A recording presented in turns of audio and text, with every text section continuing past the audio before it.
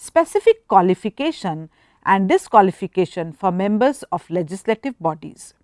The Constitution provides for qualifications and disqualification for the membership of the Lok Sabha, Rajya Sabha, State Vidhan Sabha and State Vidhan Parishad as well as for all other elected offices.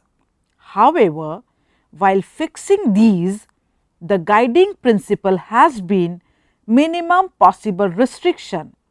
A citizen of India satisfying the age qualification, that is, for election to the Lok Sabha, the age qualification is 25 years or above, but who has not been declared bankrupt or lunatic or is not a legally debarred person can contest election to legislative bodies in India.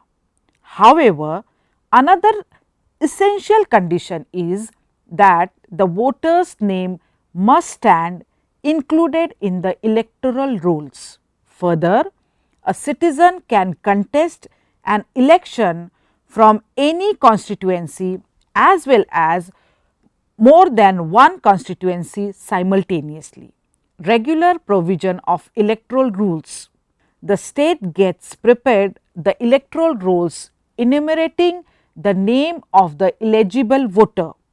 The electoral rolls are revised after each census, which is held after every 10 years.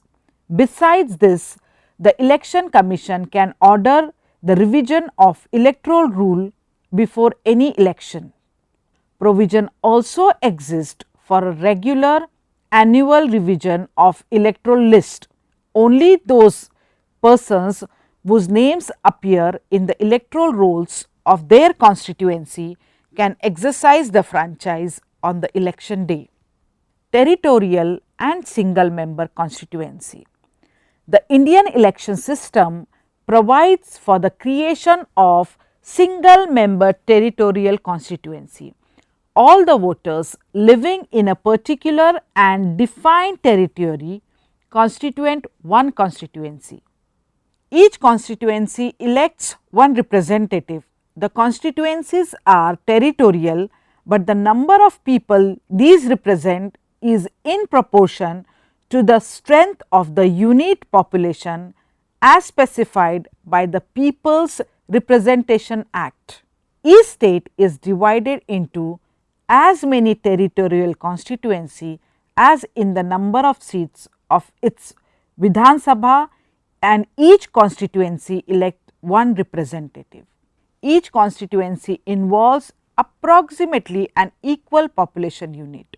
For election to the Lok Sabha, 2 to 5 Vidhan Sabha constituencies are combined to constitute a single Lok Sabha constituency from which one representative is elected by all the voters.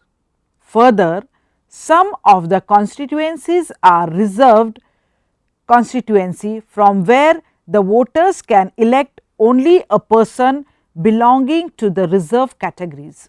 Delimitation of constituencies. After every census, the boundaries of the constituencies are delimited. This work is done by a 3-member delimitation commission. 2 of the members are either sitting or retired judges of the Supreme Court. The Chief Election Commissioner is the 3rd member. The lead delimitation commission can change the boundaries of constituency and its decisions are final. They cannot be challenged before any court of law. The composition of this commission has been designed to prevent delimitation of constituency on political considerations, that is, for preventing gerrymandering. Secret ballot. Voting in the election is secret. This enables the voter to exercise their votes in accordance with their wishes and opinions. Special steps are taken in the elections for maintaining secrecy and for checking impersonation in voting.